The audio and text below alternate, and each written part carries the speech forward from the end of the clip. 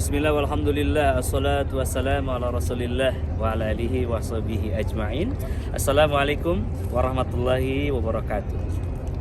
Ikhwatal iman, hamba-hamba Allah dimanapun antum berada.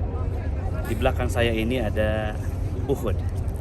Nabi SAW bersabda bahwasannya Uhud adalah gunung yang kalian cintai dan juga mencintai kalian.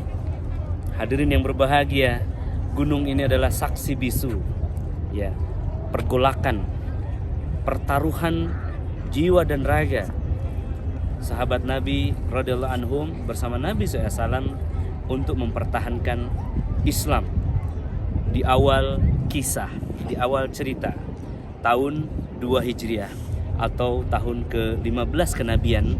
Allah telah turunkan perintah jihad.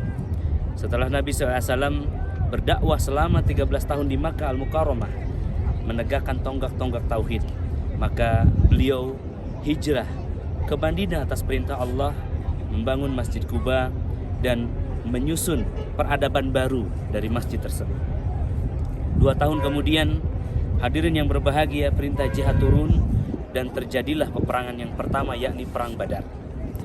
Setelah Perang Badar yang dimenangkan oleh kaum muslimin secara utuh, maka kaum musyrikin Makkah menyusun kekuatan, ya, bagaimana caranya agar Islam ini dihabisi, bagaimana agar Muhammad beserta seluruh sahabatnya itu tidak pernah ada lagi di muka bumi sehingga Islam ini terhenti.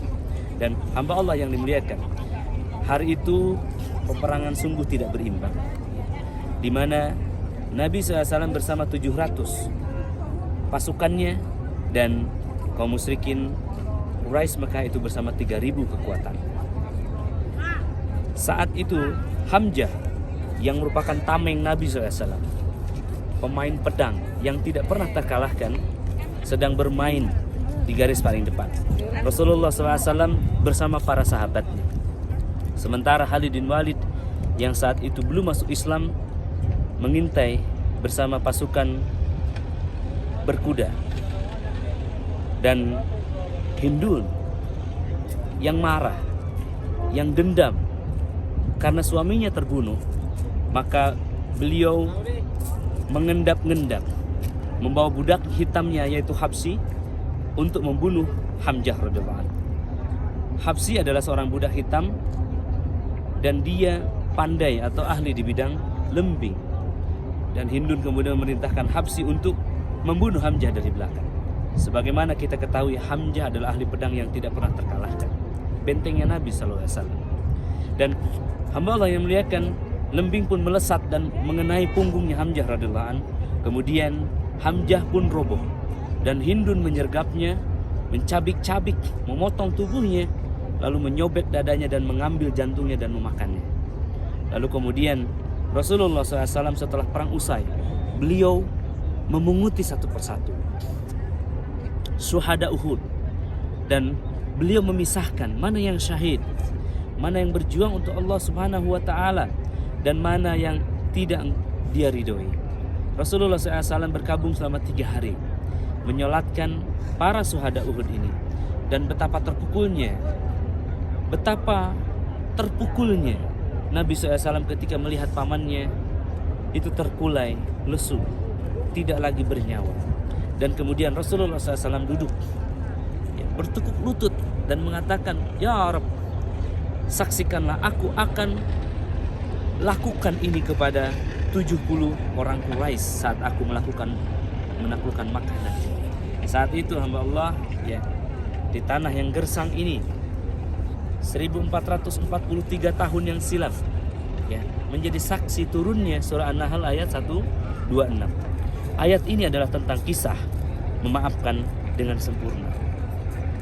Allah Ta'ala berfirman yang artinya, "Wahai Muhammad, balaslah mereka sebagaimana keburukan yang mereka lakukan." Maknanya, wahai Muhammad, jangan 70, satu saja.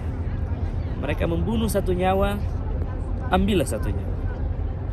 Maka pada penggalan ayat berikutnya Allah Ta'ala berfirman, "Dan jika engkau bersabar, maka sesungguhnya itu lebih baik." Maka Nabi SAW mengambil yang kedua, Nabi SAW tidak membunuh. Bahkan Nabi SAW tidak menawan satupun saat Fathu Makkah terjadi. Nabi SAW membawa 10.000 pasukan berkuda, ada yang menggunakan unta, ada yang berjalan kaki, dan mereka kemudian ya, semuanya dalam keadaan aman. Rasulullah SAW tidak membalaskan dendamnya. Beliau memaafkan dengan hatinya karena ini adalah perintah dari Allah Subhanahu wa taala. Namun hadirin, ada sesuatu yang kita harus ketahui di balik kemaafan Nabi SAW. Ya. Nabi SAW tidak mampu melupakan hal yang terjadi, yang terpahat di tanah ini. Nabi SAW